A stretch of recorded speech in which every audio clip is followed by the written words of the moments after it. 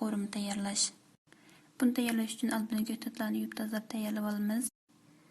Navbat bo'yicha ichki samsaxni nipzalat to'g'raymiz. Orqadan puroqliq mogoni so'zincha qalat to'g'rab olamiz.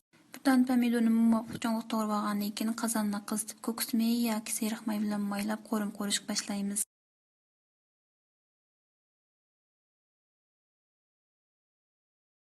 Baya to'g'rab tayyorlab olgan ko'katlarni bir qo'r qo'rib bo'lgandan keyin oxirida bir tub palakni to'g'rab solamiz.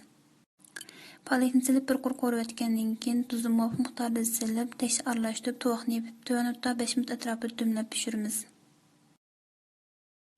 Biz bu jarayonda rozmariya yupurmoqni yuvib tayyorlab turamiz. 5 minutdan keyin yupurmoqni qozonga silib, qo'rimdan ozroq uyib, ayrim-ayrim holda 2 dona tuxumni chaqamiz. Tuxum chaqib bo'lgandan keyin ustiga ozroq qarmuz sepib, tovuqni yepib, tuxum chalalat pishqanga qadar tuvan o'tda dumlab pishiramiz. Bizning nayt ko'rkam ham quvvatli bo'lgan nasl qo'rimimiz tayyor bo'ldi.